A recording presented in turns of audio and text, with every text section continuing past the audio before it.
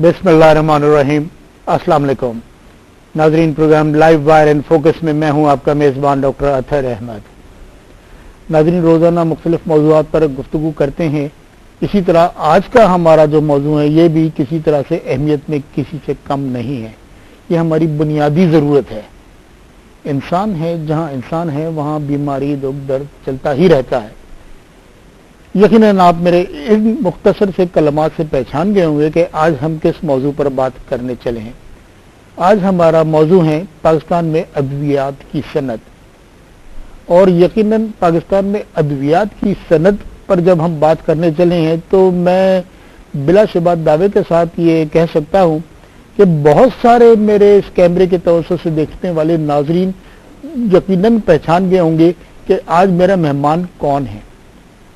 हमारे अद्वियात की सनत से वाबस्ता अफराद को इतनी ज़्यादा तशहीर नहीं हुई कि लोग पहचाने कि वो पब्लिक फिगर बने, लेकिन अद्वियात की सनत में एक नाम ऐसे है जो शहर में समाजी तकरीबात में और सोशल एक्टिविटीज़ में, फिलैंथ्रोपी में हर जगह पेश नज़र आते हैं। और अद्वियात की सनत से बालातर होकर भी अगर देखा जाए तो एक नाम है जो कारोबारी तबके में बड़ा जाना पहचाना है, और वही जाना पहचाना नाम आज हमारा मेहमान है, डॉक्टर कैसर वहीद। बहुत शुक्रिया डॉक्टर साहब। डॉक्टर कैसर वहीद, आप साबका चेयरमैन हैं पाकिस्तान फार्मास्यूटिकल मैन्युफैक्चरर्स एसोसिएशन के। जी हाँ। और बड़े तवील अरसे से अद्वियात की सनत से आप वाबस्ता हैं। मैं समझता हूँ आपसे ज़्यादा मौजूद शख्सियत हमें नहीं मिलेगी कोई कि फार्मास्यूटिकल इंडस्ट्री पर बात करने के लिए। और गुफ्तगू का सिलसिला हम शुरू करें सर, और इसमें मेरे पास सवाल की तो भरमार है और मैं आपसे कहाँ से शुरू करूँ ये मेरी समझ से बालातर है। तो लिहाजा हम ये करते हैं कि सर पहले तो मुझे ओवरऑल बेसिक्स आप ये बताइए कि पाकिस्तान में गो के मैं मानता हूं कि इतनी इनकरेजिंग नहीं है, लेकिन बहरहाल हमें पॉजिटिव सोच रखनी चाहिए, मस्बत सोच रखनी चाहिए। अद्वियात की सनत का क्या मकाम है as compare to different other countries, regional countries या कॉम्पिटिटर्स? देखिए, सबसे पहले तो मैं बड़ा मशहूर हूँ बिजनेस प्लस का कि इन्होंने इस अहम मौजू पे दावत दी ताकि इंडस्ट्री का पॉइंट ऑफ व्यू जो है वो सबसे पहले आम लोगों के नज़दीक दवा की जरूरत उस वक्त महसूस होती है जब उन्हें किसी किस्म की तकलीफ से गुजरना पड़ता है। लेकिन आजकल दवा की सनत जो है वो इससे भी आगे चली गई है। यानी पहले आप देख लें, प्रिवेंशन से शुरू होती है, फिर लाइफ मेंटेनेंस तक आ जाती है कि और फिर लाइफ स्टाइल ड्रग्स भी आ गई हैं कि मोटापा कम करो, ये करो वो करो, तो खूबसूरती बढ़ाओ, चेहरे पे रौनक बढ़ाओ, उसको लाइफ स्टाइल ड्रग्स भी कहते हैं। तो अब इससे यानी कि सिर्फ दर्द या बुखार या किसी किस्म की बीमारी के अलावा भी अब अद्वियात का शोबा काफी काम कर रहा है चीजों के हवाले से। पाकिस्तान में जब पाकिस्तान माज़िर वजूद में आया 47 में, तो उस वक्त कोई काबिल जिक्र मैन्युफैक्चरिंग दवा बनाने दवासाज इदारे पाकिस्तान में नहीं थे। मेरे ख्याल में एक दो दवासाज इदारे थे और ज्यादातर अद्वियात जो थी वो इंपोर्ट होती थी और मल्टीनेशनल कंपनियां इंपोर्ट करती थी। जो पहले कलकत्ता या बंबई बेस्ड कंपनियां थी उन्होंने कराची में मल्टीनेशनल कंपनियों ने अपने दफातर और एजेंट बना लिए और उनके जरिए अद्वियात की जरूरत पूरी होने लगी। जैसे जैसे वक्त गुजरता गया पाकिस्तान में दवा साजी की सनत का फरोग होने लगा। सबसे पहले मल्टीनेशनल कंपनियों को मजबूर किया गया कि वो पाकिस्तान में अपने यूनिट लगाएं, दवासाज इदारे बनाएं। उन्होंने लगाने शुरू किए, लेकिन उसके बाद नेशनल कंपनियां भी नेशनल कंपनियों ने इतनी तरक्की ना की अनफॉर्चुनेटली।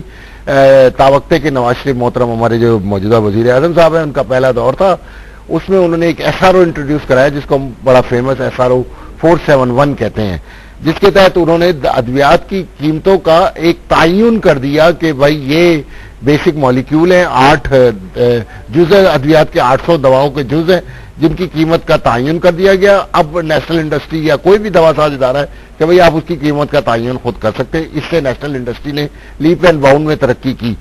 मैं ये नहीं कहता कि पाकिस्तान में जो लोगों की उम्र बढ़ी है 94 से 95 में जो स्टैटिस्टिक्स थी कि एवरेज एज एक पाकिस्तानी की 57 थी, 57 साल थी और अब 70 साल या 68 ईयर्स क्यों हो गई है, उसमें पाकिस्तान के दवासाज इदारों का कितना बड़ा हाथ है। लेकिन यकीनन कुछ ना कुछ हाथ है। बिल्कुल। अब ये देखें कि मैंने कहते कि लाइफ स्टाइल मेंटेनेंस ड्रग्स हैं, जो डायबिटीज प्रेवलेंस है, डायबिटीज एक तरफ से एपिडेमिक बन गई है, کارڈیوویسکولر دل کی بیماریاں ایک وبا کی صورت میں ہر آدمی کو ہائپر ٹینشن ہے دل کی، پھر دماغی امراض کی دوائیاں. یعنی آپ اندازہ لگائیں کہ جیسے جیسے پچھلے کوئی 40 سال میں پاکستان کے اربن سینٹر بڑے ہیں، یعنی شہری علاقے بڑے ہیں اور دیہی علاقوں کی تعداد جس کو سائز کم ہوتا چلا جا رہا ہے. پہلے 70-30 تھے، اب 40-60 ہو گئے. تو اس میں ڈپریشن کے بڑا زیادہ ایلمنٹ آ گئی ہیں. اور اب تو بہت اسٹیٹسٹکس آ رہی ہے کہ 30% adult population of Pakistan is one way or another who are living in urban centers have some other ailment, mental ailment. اچھا 30%. یعنی بہت بڑا اسٹیٹسٹکس ہے، یہ بڑا اسکیری فگر ہے کہ جو ہماری بالغ پاپولیشن ہے جو شہروں میں رہتی ہے اس میں 30% بالغ حضرات جو ہیں جو وہ کسی نہ ذہنی ڈپریشن ہے، ان کو انزائٹی ہے، خوف ہے، فیئر ہے، فوبیا ہے جس کو کہتے ہیں. اچھا اب اس میں فارماسیوٹیکل انڈسٹری کا کوئی رول آ گیا کہ نیشنل انڈسٹری نے یہ کیا، ملٹی نیشنل کا یہ لمیٹڈ. ایک تو ادویات کی قیمتیں بہت زیادہ تھیں ملٹی نیشنل کی بوجہ کیونکہ ان کا ریسرچ سے دوائیں آتی ہیں اور انہوں نے ریسرچ کا ایک پریمیم مقرر کیا ہوا ہے. جب نیشنل انڈسٹری میدان میں آئی تو انہوں نے سب سے پہلے یہ کیا کہ ادویات کی قیمتوں کو کم کیا اور کوالٹی کو مینٹین کیا، ہائی کوالٹی میڈیسنس بنانا شروع کی اور ایکسس ٹو میڈیسن امپروو کیا. یعنی ان علاقوں میں بھی ادویات پہنچائی جن علاقوں میں پہلے ملٹی نیشنل کی دوائیاں نہ جا پاتی تھی بوجہ ان کے ڈسٹریبیوشن سسٹم کی وجہ سے. پاکستانی کمپنیوں نے چھوٹے چھوٹے شہروں میں ڈسٹریبیوشن سسٹم بنائے اور ایکسس ٹو میڈیسن بنا. اب ہم یہ کہتے ہیں کہ پچھلے 30 سال میں اگر پاکستان کی ایوریج پاپولیشن بڑی ہے تو اس میں پاکستان کی نیشنل انڈسٹری کا ایک بہت بڑا ہاتھ ہے. چلے یہ اس کا مطلب ہے کہ یہ پازیٹیو. سرکار کیا سمجھتی ہے اس انڈسٹری کو؟ سر سرکار تو انڈسٹری کے بارے میں آپ سے بات کرتا ہوں. مجھے ایک آپ یہ بات بتائیے کہ وہ کون سے عوامل ہیں یا ہم کو احساس کمتری ہے کہ یا ہم اپنی پروڈکٹ کو اتنی اہمیت نہیں دے رہے یا ہم اپنی پروڈکٹ کو اس قابل نہیں سمجھ رہے کہ فارماسیوٹیکل کی ایکسپورٹس ڈیسٹینیشنز جو ہیں اگر ان پہ نظر ڈالی جائے تو چند گنتی کے افریقی ممالک اور لیسر ڈیولپ کنٹریز ہیں. سری لنکا میں، فلپین میں چلی جاتی ہیں اور کچھ افریقی ممالک. تو کیا وجہ ہے کہ ہم D8 کی طرف نہیں دیکھتے اور یورپین یونین کی طرف نہیں دیکھتے اور امریکہ کینیڈا کی طرف ہم نہیں دیکھتے کہ ہمارے چند محدود ڈیسٹینیشن ہیں کہ فارماسیوٹیکل پروڈکٹ صرف انہی ملکوں میں جاتی ہیں اور کسی ترقی یافتہ ممالک میں ہماری پروڈکٹ کیوں نہیں جاتی؟ دیکھیے یہ ایک بڑا ہم ایز اے انڈسٹری بھی کافی اس کے اوپر سوچتے ہیں. پرابلم یہ ہو گیا، میں جیسے عرض کر رہا تھا کہ پاکستان کی فارما انڈسٹری کو کبھی انڈسٹری سمجھا ہی نہیں گیا. آپ یہ دیکھیں کہ انڈسٹریل ڈیولپمنٹ بورڈ جو ہے یا انڈسٹریل پالیسیز جو بنتی ہیں اس میں فارما کا ذکر نہیں ہوتا ایز اے انڈسٹری، جو مراد دوسری انڈسٹریز کو دی جاتی ہیں. ایک چھوٹی سی میں مثال دینا چاہوں گا. پاکستان میں آپ کو کہا جاتا ہے کہ ٹیکسٹائل ایک بہت بڑا ریونیو ارنر ہے، بریڈ ارنر ہے، ایکسپورٹ بہت زیادہ ہے، اور لیکن اب کیا کہتا ہے ڈکلائن کی طرف جا رہی ہے ٹیکسٹائل. ان کو ریسرچ فنڈ دیا جاتا ہے جی، اور پاکستان کی فارما انڈسٹری سے ریسرچ فنڈ لیا جاتا ہے جو خربوں روپے میں سن 76 سے لے کے آج تک خربوں روپے سرکار ہضم کر گئی، جس کا 1 روپیہ انڈسٹری کو ریسرچ کی صورت میں نہیں دیا گیا.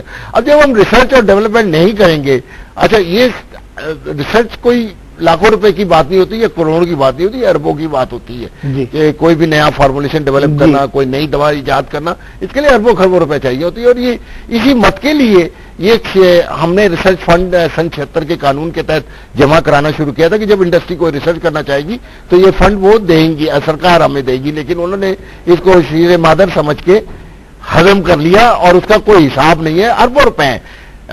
ہم بہت جلد اس سلسلے میں پی پی ایم میں ایک پٹیشن فائل کرنے والی ہے کہ اس کا حساب دیا جائے کہ یہ خربوں روپے جو ڈرگ ایکٹ کے تحت ہم سے بھتہ وصول کیا گیا ہے اور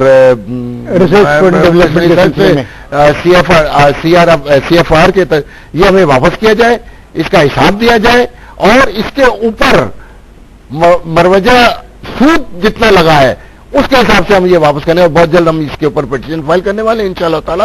ہائی کورٹ میں پہلے فائل کریں گے پھر دیکھتے ہیں، کیونکہ یہ ہم نے اب وصول کرنا ہے سرکار سے، اس کو چھوڑنا نہیں ہے ہم نے. اچھا ایسے اب اس سلسلے میں آگے بڑھ کر میں آپ سے یہ سوال کرنا چاہوں گا کہ اب ہم جیسے لوگ جن کا فارماسیوٹیکل انڈسٹری سے دور دور تک کا کوئی واسطہ نہیں ہے، ہم صرف خبریں پڑھتے ہیں اور اس سے ہمیں انفارمیشن ملتی ہے. ایک چیز ہم نے ہمیشہ محسوس کی ہے کہ فارماسیوٹیکل انڈسٹری اور آپ کی جو ریگولیٹری باڈی ہے وہ کبھی ایک پیج پر نہیں رہے, ہمیشہ کنٹروورشل ایک دوسرے کے خلاف بیانات ہی آتے رہے ہیں. تو اس کی کیا وجوہات ہیں کہ آپ لوگ مل کر کام کیوں نہیں کیا؟ اصل مسئلہ یہ ہے کہ بدقسمتی سے کہ جب یہ ڈرگ ریگولیٹری اتھارٹی بنی جو کہ پی پی ایم میں پاکستان فارماسیوٹیکل مینوفیکچرنگ ایسوسیشن کی بہت بڑی کاوش تھی, بہت بڑی کوشش تھی 18 امینڈمنٹ کے بعد کہ ہم نے کہا کہ فیڈریشن میں یہ سبجیکٹ رہنا چاہیے, اور یہ ہماری غلطی تھی, اب ہم ریگریٹ کر رہے ہیں. اگر صوبوں میں چلی جاتی تو شاید ہم بہتر حالت میں ہوتے. وہ یہ کہ یہ پارک کر دی گئی ایک ایسی منسٹری میں جہاں اکنامک سینس نہیں ہے, ان کو کمرشل ایسپیکٹ آتے نہیں ہے نا, پتہ ہے نہ وہ اس کے اوپر کام کرتے ہیں. وہاں تو وہ جو ان کو ڈونیشنز یا جو بھی فنڈز ملتے ہیں وہ فری کے لیے, فری کی ایک ویکسین کرا دو, فری پولیو ویکسین باندھ دو, فری اسپتال, فری نرس. تو جبکہ pharmaceutical is an industry, is a profit centre, profit generating industry. ہم بالکل کھل کے کہتے ہیں یہ کوئی چیریٹی نہیں ہے. کسی کو غلط فہمی نہیں ہونی چاہیے, نہ میڈیا کو, نہ جو بیٹھے ہوئے ہیں ٹیکس نہیں دیتے ایگریکلچر کے نام سے پارلیمان میں بیٹھے, ان کو یہ کلیئر ہو جانا چاہیے کہ انڈسٹری کوئی فری انڈسٹری نہیں ہے. ہم منافع کرنے کے بیٹھے ہیں, جائز منافع, اور ہم ثابت کر سکتے ہیں. آپ کسی بھی آڈٹ کمپنیوں سے کرا لیں اور دنیا سے کمپیریزن کرا لیں کہ پاکستان میں فارماسیوٹیکل انڈسٹری کتنے % منافع کماتی ہے اور انٹرنیشنل کیا اس کا کمپیریزن ہے. یہ کرنے ہم تیار ہیں اس کے لیے, لیکن روز روز یہ کہنا کہ فارماسیوٹیکل انڈسٹری صرف منافع کماتی ہے, یہ بہت غلط ہے. میں نے جیسے بتایا کہ یہ اب ہم تو یہ کہتے ہیں کہ خدا نہ خواستہ, اور یہ ہو چکا 2005 میں کہ جب زلزلہ آیا کشمیر میں, ایسا دوبارہ ظلم نہ ہو پاکستان کے ساتھ, جو آسمانی آفت آئی تھی تو پاکستان کی فارما انڈسٹری نے وہاں مفت دوائیں دی, 2 سال تک وہاں مفت دوا دے, اور خدا نہ خواستہ اب کوئی وبا آ گئی پاکستان میں تو کیا یہ سرکار امپورٹ کرے گی دوائیں؟ یہ پاکستان کی فارما انڈسٹری انشاءاللہ تعالیٰ پھر آگے بڑھے گی اور عوام کی خدمت کرے گی. آج بھی آپ یہ دیکھیں کہ جتنی اچھی دوائیاں اور جتنی سستی دوائیاں, آپ کو پتا ہے کہ گورنمنٹ نے خود ورکنگ پیپر تیار کیا تھا ریسرچ کے بعد کہ پاکستان کی 60% دوائیاں پڑوسی ملک سے سستی ہیں. 60% دوائیاں پاکستان میں پڑوسی ملک سے سستی ہیں. یہ اپنا گورنمنٹ کا ریسرچ پیپر ہے اور ہم دعویٰ کرتے ہیں. اور آج آپ دیکھتے ہیں ہمارے میڈیا میں بھائی آزادی کہتے ہیں کہ پاکستان میں پڑوسی ملک سے دوائیاں مہنگی ہیں, سستی ہیں. 60% دوائیاں سستی ہیں. کچھ دوائیاں یقیناً انڈیا سے, کیونکہ پاکستان میں ابھی ہمارے پاس بیسک را مٹیریل بنانے کے اتنے ذرائع نہیں ہے. یہ ہماری سوشل میڈیا کی شکست ہے.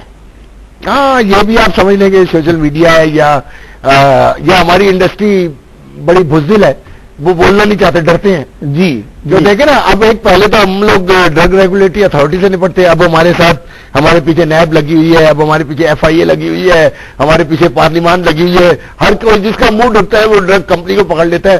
آٹا مہنگا ہو گیا, روٹی مہنگی ہو گئی, دال مہنگی ہو گئی, چاول مہنگے ہو گئے, پانی پینے کا نہیں مل رہا, اس میں کسی کو کوئی تکلیف نہیں ہے. دوا مہنگی ہو گئی, دوا مہنگی ہو گئی تو نیب بھی بیچ میں آ جائے گی, ایف آئی اے بھی بیچ میں آ جائے گی, پارلیمان بھی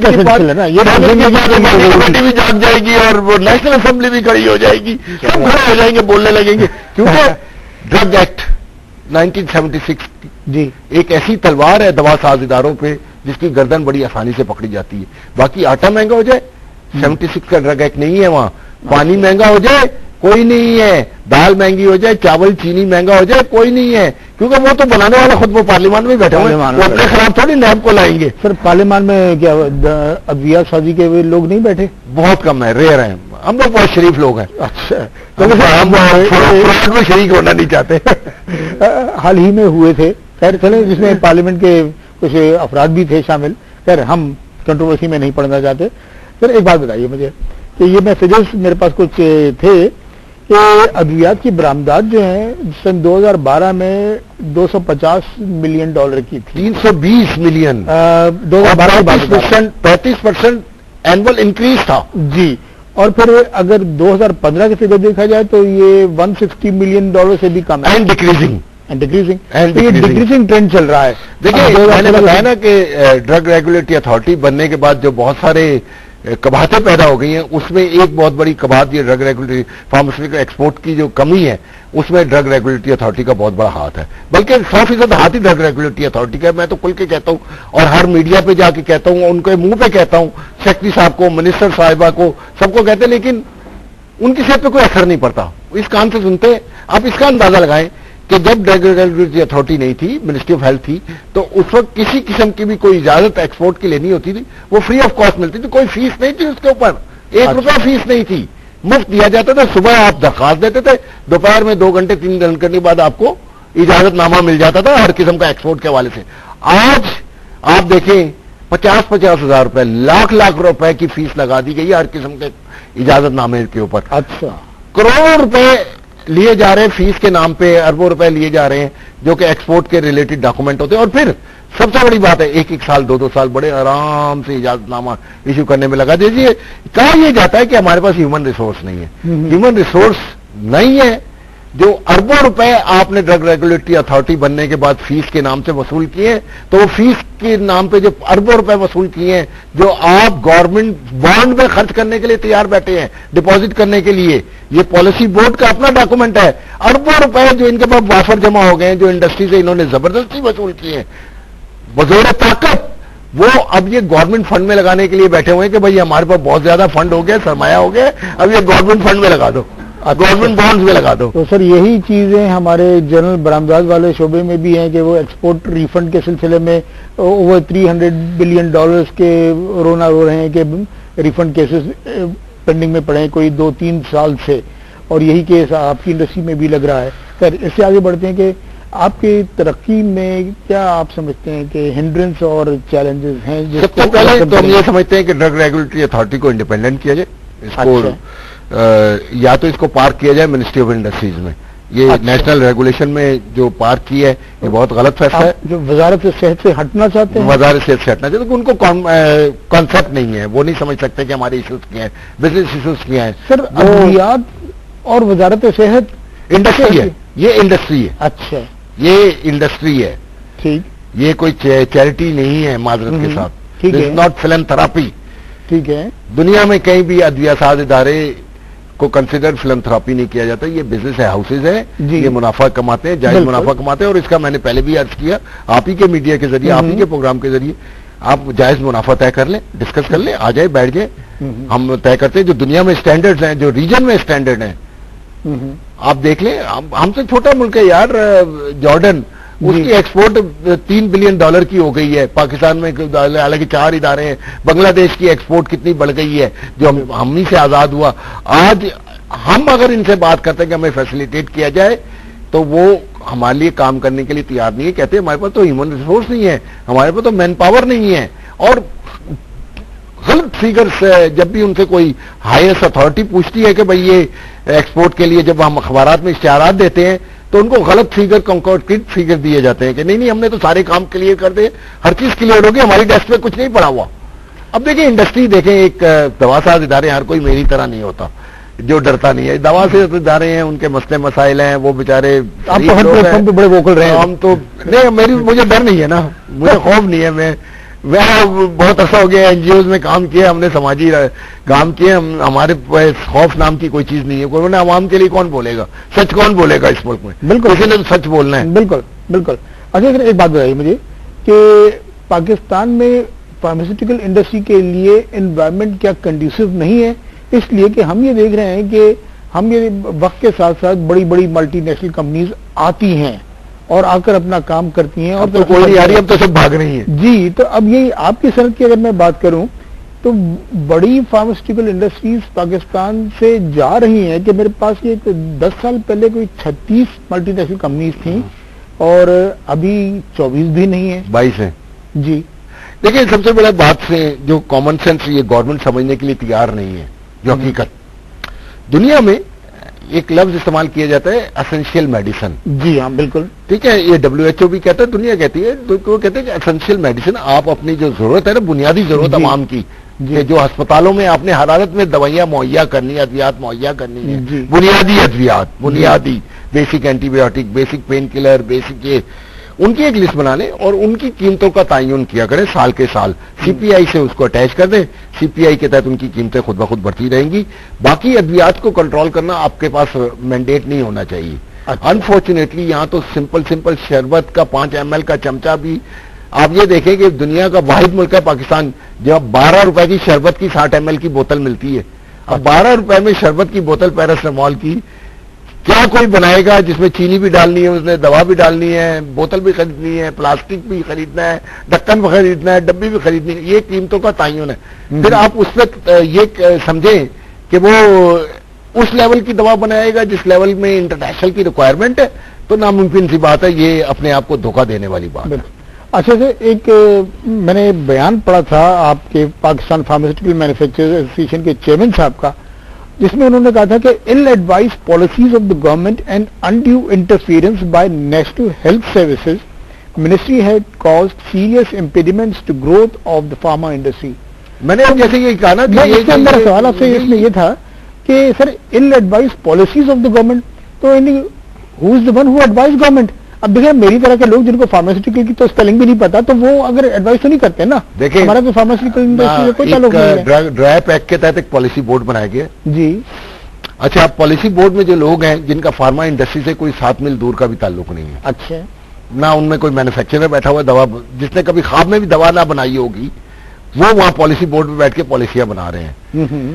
تو آپ جن کو کانسیپٹ ہی نہیں ہے کہ فارماسیوٹیکل انڈسٹری چلتی کیسے ہے، یہاں وہ کہہ رہے ہیں کہ national health services policy board جو ہے نا نیشنل ہیلتھ سروسز کے تحت ہی ہے. نیشنل ہیلتھ سروسز والے ہی تو دوا دیں گے، ڈاکٹر ہی تو دوا کے بارے میں کچھ کہے گا نا سر. نہیں، دوا بنانا الگ کام ہے جی، دوا پرسکرائب کرنا ایک الگ کام ہے. یہ دوا بنانے میں دیکھیں آج کل اتنی بڑی سائنس روز چینج ہو رہی ہے، دوا بنانے کے شعبے اتنے چینج ہو رہے ہیں. آپ آج سے کوئی 25-30 سال پہلے آپ اندازہ لگائیں کہ کچھ 1-2 ایسے چیزیں تھیں جیسے ایچ ویک ہے، ایئر کنڈیشننگ نظام ہے، وہ اتنا نہیں تھا پاکستان میں، اکا دکا کمپنیوں میں، چند کمپنیوں میں تھے. اب ہر کمپنی میں مینڈیٹری ہے.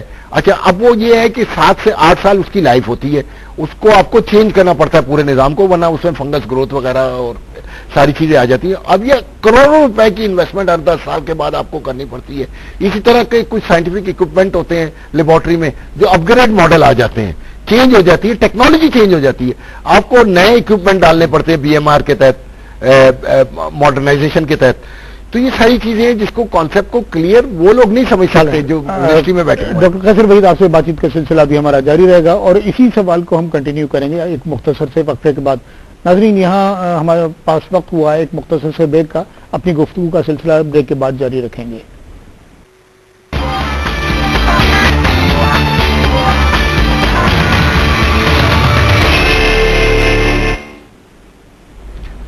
ناظرین، programme live wire and focus میں دوبارہ خوش آمدید. پاکستان میں ادویات کی صنعت کے موضوع پر آج ہمارا گفتگو کا سلسلہ جاری ہے ڈاکٹر قیصر وحید کے ساتھ.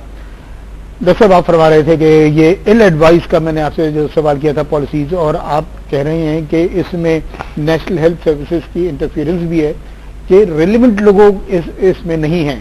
اس سلسلے میں آپ دیکھیں، دوا سازی جو صنعت ہے نا، یہ ایک پوری سائنس ہے.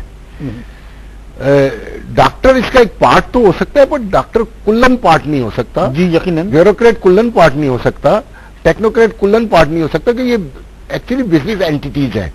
اور یہ ایک سائنس ہے جس میں پڑھے لکھے لوگ ہوتے ہیں جن کو کام آتا ہے کہ دوا سازی ہے کیا، دنیا میں نئی پریکٹسز کیا چل رہی ہیں، نئے قوانین کیا آ رہے ہیں، FDA کیا کہہ رہا ہے، ایمیا کیا کہہ رہا ہے، TGA کیا کہہ رہا ہے، دنیا میں کیا پکس کے رولز کیسے کیا کہہ رہے ہیں، WHO کیا کہہ رہا ہے. یہ ساری ریگولیٹری دنیا کی باڈیز ہیں جو کہ گائیڈ کرتی رہتی ہے کہ اب دوا کا معیار بہتر سے بہتر کیسے آپ کر سکتے ہیں. جبکہ جب یہ جو منسٹری ہے یہاں تو وہ کانسیپٹ ہے نا کہ جو کلر سے لے کے اور سیکشن افسر سے لے کے اور سیکٹری صاحب کو منسٹر صاحب بیٹھے نا، وہاں تو فری کا کانسیپٹ ہے نا کہ جو فری دوا دینی ہے، جو ان کو ڈونیشن آ گیا انٹرنیشنل باڈیز سے یا انٹرنیشنل ایجنسیوں سے، انہوں نے اس کا استعمال کرنا ہے یا نہیں کرنا، یا ضائع کرنے ہیں بالکل، یا بندر بانٹ کروانی ہے، جو بھی ہے واٹ ایور. دیکھیں نا، ایک نیب کا کیس ابھی چل رہا ہے نا سندھ میں، فائل کر دیا نیب نے کہ یہ ڈونیشنز کے اوپر معاملات چل رہے ہیں. تو یہ ساری چیزیں اپنی جگہ ہیں، لیکن ہم یہ کہہ رہے ہیں کہ فارماسیوٹیکل انڈسٹری ایک بالکل، دیکھیں بنگلہ دیش میں کیا کیا، بنگلہ دیش کی گورنمنٹ نے، بنگلہ دیش میں انڈسٹری نے کیسی ترقی کی. بنگلہ دیش نے وہاں کی جو ایسوسیشن تھی مینوفیکچرر کی، ان کو کہا کہ آپ ہمارے ساتھ آ کے بیٹھیں، آئیے ہم مل کے قوانین بناتے ہیں جس سے یہ انڈسٹری ترقی کرے گی. ان کو وہی اسٹیٹس دیتے ہیں وہاں پہ جو کہ ایک فیڈرل منسٹر کا اسٹیٹس ہوتا ہے، وہاں کے صدر کو جو کہ ایسوسیشن کا چیئرمین یا صدر ہوتا ہے اس کو وہی اسٹیٹس دیتے ہیں جو وہاں کے فیڈرل منسٹر کا. یہاں کے ایسوسیشن والے بیچارے PPMA والے خط لکھ کے مر جاتے ہیں سرکار کو کہ ہمیں ٹائم دیا جائے، آپ کی بڑی مہربانی ہوگی کہ ہماری بات سنی جائے. ہم سب سنتے ہیں، ہماری بات سنو، ہم اس انڈسٹری کی بہتری تو اپنی جگہ ہے, ہم تو کوئی بھی کاروبار کر لیں گے, ہم کاروباری لوگ ہیں, ہم کوئی بھی کاروبار کر لیں. آخر دیکھیں نا ملٹی نیشنل کمپنیاں یہاں سے بھاگ رہی ہیں, نیشنل کمپنیاں بھی کل بھاگنے لگیں گی. آج اس وقت 700 لائسنس کارخانوں میں سے 400 لائسنس کارخانے بند پڑے ہیں, اچھا بکنے کے لیے تیار پڑے ہیں, بند پڑے ہیں, انڈر کیپیسٹی ہیں, انڈر یوٹیلائز ہیں. تو کوئی تو وجہ ہے نا, لیکن کوئی سننے کے لیے تیار نہیں, کیونکہ یہ حکومت کے نزدیک دوا سازی کی صنعت جو ہے نا اس کی کوئی ضرورت نہیں ہے پاکستان میں. وہ یہ سمجھتے ہیں کہ شاید پڑوسی ملک سے ہم سستی دوائیاں امپورٹ کر سکتے ہیں. لیکن ہم یہ کہتے ہیں کہ پاکستان کی اگر کوئی سیکنڈ ڈیفنس لائن ہے تو وہ پاکستان کی ڈرگ انڈسٹری ہے, میڈیسن انڈسٹری ہے. اس کو آپ کو تعین کرنا پڑے گا کہ پاکستان میں اگر خدا نہ خواستہ کوئی بیماری آئی نا, آپ تو لندن علاج کرنے چلے جائیں گے, لیکن غریب آدمی کہیں نہیں جائے گا. غریب آدمی نے اسی سول اسپتال, عباسی شہید اسپتال اور جناح اسپتال میں علاج کرانا ہے, انہی گلی کے ڈاکٹروں سے علاج کرانا ہے, اور انہی گلی کے ڈاکٹروں نے جو دوا لکھنی ہے وہ پاکستانی کمپنیوں کی دوا لکھنی ہے. بالکل بالکل. اچھا یہ بتائیے, ٹھیک ہے یہ تو باتیں ہیں, نیگیٹو باتیں ہو رہی ہیں ہماری کافی, ٹھیک ہے ہو رہی ہیں, انشاءاللہ تعالیٰ آگے وقت آئے گا ہم اس کو درست بھی کریں گے. لیکن مجھے یہ بتائیے کہ کچھ آپ لوگوں کے سیکٹر نے, آپ کے سیکٹر نے, میں تو یہ کہوں گا آپ جیسے کہہ رہے ہیں کہ وہاں پہ یہ اسٹیٹس دیا جاتا ہے, ہمارے پاس خط لکھ لکھ کے مر جاتا ہے, تو سر خود ہی کو کر بلند اتنا کہ خدا خود بندے سے پوچھے بتا تیری رضا کیا ہے. تو یہ کیا حکومت نے کبھی فارماسیوٹیکل انڈسٹری کو اتنا نہیں دیا امپورٹنس کہ ان سے بات کریں, اور آپ لوگوں نے بھی اپنی آپ کی بات کو پہنچانے میں اتنا وزن نہیں کیا؟ دیکھیں یہ دو ڈیموکریٹک گورنمنٹ ہیں, ایک یہ پیپلز پارٹی کی تھی جی, اس سے پہلے جو ڈکٹیٹر صاحب کی گورنمنٹ تھی اس میں پلاننگ کمیشن میں ایک شعبہ ادویات کی ترقی کے حوالے سے قائم کیا گیا تھا پلاننگ کمیشن میں, جس کا میں بھی 2 سال تک ممبر رہا ہوں. آپ اس اندازے میں اس دور میں دیکھیں کہ ادویات کی صنعت نے کتنی ترقی کی اور ایکسپورٹ کتنی بڑھی. جیسے ہی پولیٹیکل گورنمنٹ آئی یہاں کیونکہ ساری پبلک کنزمپشن کے اسٹیٹمنٹ آتے ہیں, ریل کام کرنا نہیں ہوتا. آپ کا کہنا ہے کہ اس ڈکٹیٹرشپ کے دور میں آپ کی انڈسٹری نے ترقی کی؟ جی ٹھیک, ہم تو ترقی چاہتے ہیں چاہے جس کا بھی دور ہو. پاکستان میں کسی کی بھی حکومت تو دوبارہ چاہتے ہیں یہی دور آ جائے دوبارہ. پاکستان ترقی یافتہ چاہیے. چلے ٹھیک ہے, سیاست سے ہٹ کر ہم بات کریں گے.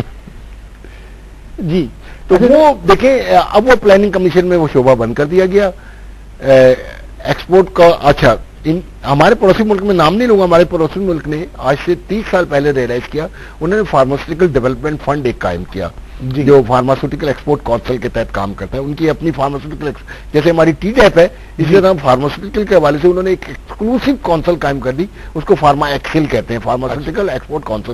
اس کے تحت انہوں نے PDF انٹروڈیوس کرایا, فارماسیوٹیکل ڈیولپمنٹ فنڈ. میں چاہتا ہوں اگر میری انڈسٹری آج چاہتا ہوں کہ میں انٹرنیشنلی ایک کریڈیٹڈ انڈسٹری ہو جائے میری, یعنی دنیا میں ایک اس لیول پہ آ جائے جو یورپ میں سپلائی کر سکے یا امریکہ میں یا کینیڈا میں, جاپان میں, یہی چیز ہم چاہتے ہیں. تو وہ PDF فنڈ جی ان کو وہاں سے فنڈنگ ملنا شروع ہو جاتی ہے کہ آپ اپنے آپ کو اپ گریڈ کریں, یہ فنڈنگ ہے, اور اس کا وہ بڑے سبسڈائز ریٹ پہ ان کا لون سسٹم ہے جو کہ پے ایبل آفٹر 10 ایئرس, اور بڑے سبسڈائز ریٹ ہوتے ہیں اس کے اوپر. ہم نے یہ گورنمنٹ کو کہا, اور خرم صاحب بڑے اچھے آدمی ہیں ہمارے جو وزیر کامرس ہیں, انہوں نے اس کو بڑی جلدی سمجھا اس بات کو. ہم نے کہا جو اربوں روپے CRF کی مد میں گورنمنٹ کے پاس پڑا ہوا ہے یہ آپ لے لیں, اس کو PDF فارماسیوٹیکل ڈیولپمنٹ فنڈ میں ٹرانسفر کر دیں, اور جو انڈسٹری ترقی کرنا چاہتی ہے آپ اس کے لیے کوئی قوانین بنا لیں, کوئی ادارہ بنا لیں, تو اس انڈسٹری کو یہ فنڈ دیں تاکہ وہ انڈسٹری اور اس کی شرائط لگائیں, مطلب مائل اسٹون آپ طے کریں کہ اس مائل اسٹون پہ اتنی ترقی ہونی چاہیے. وہ اربوں روپے آپ کسی یوٹیلائزیشن میں لگائیں, یا کہ وہ آئیڈیل فنڈ پڑے رہے اور آپ کہیں کہ گورنمنٹ بانڈ میں لگا دیں یا گورنمنٹ کے بارے میں. مختلف سیکٹرز میں ایک یہی مسائل ہے کہ ہمارے ایکسپورٹرز کہتے ہیں کہ ایکسپورٹ ڈیولپمنٹ فنڈ TDAP کے پاس پڑا ہے, وہ کہتے ہیں کہ ایکسپورٹ مارکیٹنگ ڈیولپمنٹ فنڈ پڑا ہے, اور اتنے ارب روپے پڑے ہیں تو وہ اس کو کام میں لگائیں. اور یہی چیز فارماسیوٹیکل سیکٹر میں بھی ہم دیکھ رہے ہیں کہ فارماسیوٹیکل سیکٹر میں بھی ابھی آپ نے کافی بات کی کہ ریسرچ اینڈ ڈیولپمنٹ کی بات کی. تو دیکھیں گلوبل وارمنگ ہے, گلوبل ولیج ہے اب تو ساری دنیا, تو اب تو ہم ایک اپنے جغرافی یہی سرحدیں کا تو اب کوئی وجود ہی نہیں رہا کاروبار میں, اب تو چین و عرب ہمارا, ہندوستان ہمارا. لیکن اب ہم بات کریں تو آپ لوگوں نے دنیا کے بدلتے ہوئے حالات کو فورسی کر کے اپنی ریسرچ اینڈ ڈیولپمنٹ میں کوئی آپ لوگوں نے اپ گریڈنگ کی ہے یا اس پہ کوئی کام کیا ہے؟ دیکھیں دنیا میں ریسرچ زیادہ تر جو فارماسیوٹیکل میں ہوتی ہے نا دوا دیا سے وہ کرتی ہیں یونیورسٹیاں. جی ہمارے انفارچونیٹلی یونیورسٹیز اتنی سائنٹیفکلی ڈیولپ نہیں ہو سکی کہ جو کہ دوا کے ایک بیسک جز کو ڈسکور کر سکیں. آج سے کوئی 40-50 سال پہلے پروفیسر ڈاکٹر سلیم الزمان صدیقی صاحب نے 2 دوائیاں ایجاد کی تھیں, ونکرسٹین اینڈ ونبلاسٹین, کینسر کی دوائیاں. اچھا. ون کا روزہ سے, ون کا روزہ سدا بہار کا پودا ہوتا ہے, اس سے یہ دوائیاں نکالی گئی تھی. یہ 50 سال پہلے سلیم الزمان صدیقی صاحب, اور آج تک وہی کراچی یونیورسٹی ہے, وہاں بڑے بڑے ادارے بن گئے ہیں, لیکن کوئی بیسک کوئی سلیم الزمان پیدا نہیں ہوا. انفارچونیٹلی میں یہ نہیں کہوں گا, ورنہ کوئی 2 میرے بڑے استاد ہیں صاحبان وہاں بیٹھے ہوئے ناراض ہو جائیں گے. نہیں چلیں ٹھیک ہے سر. اگر ہم آج کی انڈسٹری اور آپ کی ایسوسیشن پر اگر ہم بات کریں کہ پاکستان فارماسیوٹیکل مینوفیکچرر ایسوسیشن نے کوئی ریسرچ ڈیولپمنٹ پہ کام کیا ہے؟ دیکھیں ہم لوگ نہیں کرتے, ہم لوگ کمرشل ادارے ہیں, ہم لوگ کمرشل ادارے ہیں. ہاں کوئی ادارہ اگر کمرشلی وائبل مالیکیول بنا لے, دوا بنا لے, تو ہم اس کو مارکیٹ کر سکتے ہیں, ہم یہ کام تو کر سکتے ہیں. ہم لوگ ریسرچ کے ادارے نہیں ہیں. Pharmaceutical industry not a research. تو پھر کون کرے گا؟ ریسرچ کا شعبہ ہی ایک الگ ہوتا ہے, یہ یونیورسٹیاں کرتی ہیں, یہ ریسرچ کے سارے. اور آپ کی ایسوسیشن کا کوئی اس طرح سے لائزن ہے کہ اکیڈمک انڈسٹری سے بھی آپ کا کوئی لائزن ہے مختلف جامعات سے؟ دیکھیں ہم لوگ ملتے رہتے ہیں, لیکن اصل مسئلہ یہ کہ ان کے پاس بھی آپ کو پتا ہے کہ فنڈز جب سے یہ وہی مشرف صاحب گئے تو ان کو بھی بیچاروں کو ملے, فنڈز کا بہت بڑا پرابلم ہو گیا. آپ کو پتا ہے کہ ایچ ای سی کے پاس اب تو فنڈ ہی نہیں ہے یونیورسٹی کو گرانٹ دینے کے لیے, تو پرابلم تو ہے نا, اکنامک ایک کرائسس تو ہے نا اپنی جگہ. تو وہ بیچارے کیا وہ تھوڑا بہت جو دوسری جگہ سے غیر ملک کی فنڈنگ ہوتی رہتی ہے, وہ بیسک پی ایچ ڈیاں وغیرہ کرا دیتے ہیں. وہ بھی کتابیں جمع کر رہے ہیں پی ایچ ڈی کی, جس کا کوئی فائدہ عوام کو بھی نہیں ہوگا نہ ملک کو ہوگا. اچھا, ایک اگر ہم بات کریں اوور آل, مجھے کسی بھی اپنے سوال کا جواب مثبت مجھے نہیں ملا, کہ مجھے مایوسی زیادہ نظر آ رہی ہے. ٹھیک ہے, ہر رات کے بعد صبح ضرور ہوتی ہے. ڈاکٹر صاحب دیکھیں بات سنیں, ہم یہ دیکھ رہے ہیں کہ اس انڈسٹری کا اتنا پوٹینشیل تھا کہ پاکستان 200-300 ارب ڈالر کی, 3 ارب ڈالر کی انڈسٹری ہے, 20 کروڑ لوگ رہتے ہیں. جی, آپ اگر 20 کروڑ لوگوں کو 300 ارب پاکستانی روپوں میں آپ ڈیوائڈ کر دیں تو فی بندہ 1000 روپے کی دوائی سال کی کھاتا ہے. اچھا, آپ ڈیوائڈ کر دیں نا, سمپل میتھمیٹکس کا سوال ہے نا, جمع تفریق ہے. 1000 روپے کی دوا پورے سال میں. کوئی فارماسیوٹیکل مینوفیکچررز ایسوسیشن میں یا ادویات کی صنعت میں کوئی شخص ایسا ڈیولپ نہیں ہوا جو کہے کہ میں ظلمت شب میں لے کے نکلوں گا اپنے اس درماندہ کارواں کو؟ ہم لوگ کاروباری لوگ ہیں, ہم لوگ لڑائی سے 7 میل دور بھاگتے ہیں. نہیں, لڑائی سے ضرور بھاگیں, لیکن اپنے اس درماندہ کارواں کو یہاں دیکھیں, یہاں ہر پرمیشن, ہر اجازت نامہ ہمیں ڈرگ ریگولیٹری اتھارٹی نے دینا ہے. اس نے میری گردن اگر موڑنے پہ آئے نا تو 1 منٹ نہیں لگائیں گے میرا کاروبار بند کرنے, مجھے تباہ برباد. اور یہ کوشش ہوئی 1 سال پہلے, ایک صاحب آئے, کئیوں کے ساتھ ہوئی ہے, کہ انہوں نے مجھے بے تحاشا تنگ کرنے کی کوشش کی, میرے کام روکے, میری فیکٹری پہ چھاپے مارے گئے, اور پتہ نہیں کہاں کا سیڑھیاں لگا کے کیا کیا گیا تنگ کرنے کے لیے, کیونکہ میں ووکل ہوں, میں بولتا ہوں, میں ڈرتا تو نہیں ہوں. اور میں آج بھی ان کو صاحب کو منہ پہ جا کے کہتا ہوں, وہ ریٹائر ہو گئے, کہ بھائی آؤ پھر چیک کرنا ہے تو کر لو, میں تو تیار بیٹھا ہوں. لیکن یہ عام ہر انڈسٹری والا یہ نہیں افورڈ کر سکتا, ان کے کام ہیں, ان کے مالی معاملات ہیں. مجھے اس چیز کی کبھی پرواہ نہ رہی, نہ پیسے کی مجھے پرواہ نہ, کیونکہ ہم لوگ تو تحریکی لوگ ہیں, ہم لوگ ایکٹیوسٹ لوگ ہیں, ہمیں ان چیزوں سے نہیں ڈر لگتا. ہاں عام جو مینوفیکچرر ہے جی, وہ ان چیزوں سے بہت ڈرتا ہے. وہ نہیں بول سکتا کہ اس کا کوئی کام رک جائے جس کی وجہ سے اس کو فائنینشیل لاس ہو. اچھا, ایک آپ لوگوں نے ویژن بھی ڈیولپ کیا ہے, ویژن 2020. دیکھیں ہم تو بہت ویژن ڈیولپ کر رہے ہیں. ہم نے گیلانی صاحب جب وزیر اعظم تھے, ہم نے تب ان کو ویژن دیا, ہم نے موجودہ نواز شریف صاحب کو ویژن دیا, ہم ہر ایک کو ہم ویژن تو ضرور دے رہے ہیں, لیکن ہم سے اس ویژن پہ کوئی بات کرنے کے لیے تیار نہیں ہے. پھر وہی والی بات ہے کہ ہم خط ہی لکھ سکتے ہیں نا. آپ یہ اندازہ لگائیں کہ ابھی صدر مملکت نے ہمیں بلایا انڈسٹری کو کہ بھائی ہم نے اشتہار چھاپا تھا کہ ہمیں ملنے کا ٹائم دیا جائے. بہت بڑا اشتہار چھاپا تھا ہم نے کہ پاکستان کی فارما انڈسٹری کی ایکسپورٹ کم ہو رہی ہے, فارماسیوٹیکل ایکسپورٹ کم ہو رہی ہے. تو وہاں ایک سیکٹری کامرس نے یہ کہا کہ میکنزی آپ کو پتا ہے بہت بڑا ریسرچ کا ایک ادارہ ہے, انہوں نے فارماسیوٹیکل انڈسٹری کو سن شائن انڈسٹری ڈکلیئر کی ہے. اچھا, تو صدر صاحب نے سیکٹری سے کہا آپ کو یہ بات تنزیہ, سیکٹری کامرس کو کہا صدر صاحب نے بڑی محفل میں, آپ کو یہ آج پتا لگا کہ فارما انڈسٹری سن شائن انڈسٹری ہے. تو یہاں یہ دیکھیے نا, کوشش بہت ہو رہی ہے, ریسرچ پیپر ہے, سب کچھ پتا ہے سرکار کو, سرکار اویئر یہ نہیں ہے کہ ان اویئرڈ ہے, لیکن ماننے کے لیے تیار نہیں ہے کہ فارماسیوٹیکل انڈسٹری, کیونکہ مسئلہ یہ ہے کہ ان کو صرف ٹیکسٹائل نظر آ رہی ہے, اس کے علاوہ ان کو کوئی نظر نہیں آ رہا, کیونکہ ان کا کہنا ہے کہ یہ شعبہ نظر نہیں آ رہا, دوسرے نظر آ رہے ہیں. ٹیکسٹائل کے تو آپ یہ دیکھیں, ٹیکسٹائل کی منسٹری ہے جی, ٹیکسٹائل کے لیے فوراً ایک اشتہار آتا ہے ایپٹما کا, آپ دوسرے دن آپ ان کے مسائل حل ہو جاتے ہیں, پھر وہ شکریہ کا اشتہار بھی چھاپتے ہیں. آپ آخر کیا ہو جائے گا, ایک دن اشتہار چھپتا ہے, دوسرے دن شکریہ کا بھی اشتہار آتا ہے, اتنا بڑا بڑا. سر کماؤ پوچھ سکتے ہیں سر, 60% ہمیں کما کر وہی دے رہا ہے نا سر. غلط ہے, غلط ہے, غلط ہے. یہ بہت جلد احساس ہو جائے گا اس ملک کو, انکلوسو اور اس ملک کو بہت جلد احساس ہو جائے گا اچھا کہ they are sitting in a wrong boat, اچھا, which is going to opposite direction, not towards intended direction.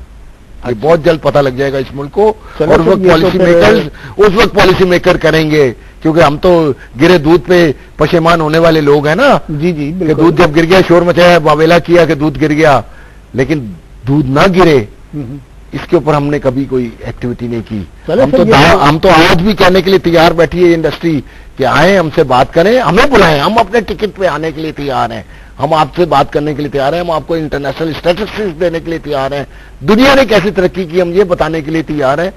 کسی جگہ تو ہماری کوئی بات مان لو, کوئی چیز تو مان لو, ایک چھوٹی سی.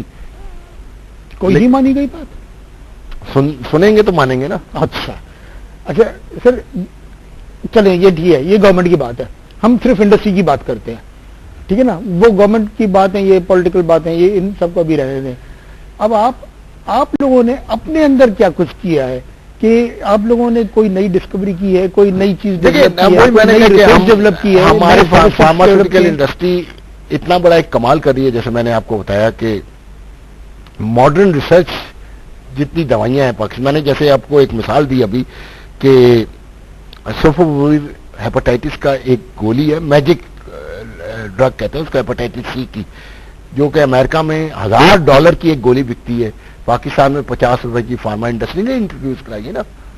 تو آپ اندازہ کریں, لاتمائی مریض جن کو یہ علاج بالکل اتنا مہنگا علاج تھا کہ کئی لوگ کراتے ہی نہیں تھے, علاج جاتے ہی نہیں تھے, کیونکہ 14,000 کا انجیکشن تھا ایک اس کا ہیپاٹائٹس سی کا, تو وہ 1 سال تک ٹیکے لگنے ہوتے تھے, افورڈ ہی نہیں کر سکتے تھے لوگ. اب $50 کی گولی ہے, 3 مہینے کا علاج ہے اس کا, ٹوٹل کتنے 12,000-15,000 روپے بنتے ہیں پورے 3 مہینے کے علاج کے, جو کہ ہر آدمی افورڈ کر سکتا ہے, اور کمپلیٹ ریمیشن ہے اس کی ہیپاٹائٹس سی کی. آپ کو پتا ہے کتنی موتیں ہو رہی ہیں ہیپاٹائٹس لیور فیلئر کی وجہ سے, آپ کو پتا ہے, اور پھر لیور ٹرانسپلانٹ کرانا کتنا ایکسپینسو کام ہے. تو یہ ہیپاٹائٹس ہیپ سی وہ is a pandemic, is a epidemic still in Pakistan, اور وہ فارما انڈسٹری یہ فائٹ کر رہی ہے, جہاد کر رہی ہے. ہم پاکستان میں میڈیا میں بیٹھ کے جہاد کی باتیں نہ کریں تو اچھا ہے, لیکن ہاں ہم فائٹ کر رہے ہیں, ہم بات کر رہے ہیں ہم سہ کے کہ ہم ہیپ سی کے خلاف فارما انڈسٹری جہاد کر رہی ہے, گورنمنٹ آف پاکستان جہاد نہیں کر رہی. وہ تو گردن پہ بوجھ کے کہہ دی کہ مفت دوائیاں دے دو, مفت دوائیاں دے دو. اچھا سر, گروتھ ریٹ بھی کم ہوئی, ایکسپورٹ بھی کم ہوئی ہمارے پاس. ایک آخری سوال میں آپ سے یہ کرنا چاہوں گا کہ ہر چیز تو آپ نیگیٹو ہو رہی ہے, تو پھر نیب کیوں آپ لوگوں کو پکڑا گیا؟ 8 فارماسیوٹیکل کمپنیز کے خلاف اس نے انجسٹیفائڈ پرائسز کا عذر بنا کر ریفرنس داخل کیا ہے. اس میں ڈاکٹر صاحب دیکھیں, اصل مسئلہ یہ تھا کہ ایک صاحب ہیں اسلام آباد میں, انہوں نے درخواست دی اس وقت کی منسٹر کے خلاف کہ انہوں نے کوئی کنیونس کی ہے انڈسٹری سے مل کے. حالانکہ ہمارے یہاں بڑا سسٹمس ہے کہ کوئی 28 صفحے کا ایک فارمیٹ دیا جاتا ہے انڈسٹری کو. جب بھی ہم پرائس ریویژن کے لیے اپلائی کرتے ہیں تو 24 سے 25 صفحے کا ایک ریویژن کا فارمیٹ ہوتا ہے جس میں پوری ڈیٹیل دی جاتی ہے, یہ تک اس میں ہے کہ آپ پیدا کیوں ہوئے اس میں ساری ڈیٹیل دی جاتی ہے, اور وہ فارمیٹ کے ساتھ سارے ڈاکومنٹ لگائے جاتے ہیں. ہم یہ کہتے ہیں کہ ریگولیٹر کا کام ہے کہ اگر اس ڈاکومنٹ میں کوئی کمی بیشی ہے, وہ جو بھی ادارہ اس کو اسکروٹنی کر رہا ہے اس ڈاکومنٹ کو, وہ ان سے دوبارہ مانگ لیں. اب اس کے بعد اگر پرائسز انکریز کرتا ہے وہ ادارہ جو کہ سیکشن 12 کے تحت فیڈرل گورنمنٹ امپاورڈ ہے پرائسز انکریز کرنا ڈرگ ایکٹ کے سیکشن 12 کے تحت, تو اب تو ایف آئی اے نیب کی کوئی ضرورت ہی نہیں رہ جاتی کہیں بھی. اچھا کہ کنیونس ہے یا نہیں ہے. اب یہ کہنا 2 کاغذ کے بھائی انہوں نے انوائس اتنی مانگی تھی اور انوائس سبمٹ اتنی کی تو یہ کنیونس ہے, یہ کنیونس نہیں ہے, مس رپورٹنگ ہے. بہت شکریہ ڈاکٹر قیصر وحید صاحب, آپ سے بڑی معلوماتی گفتگو رہی.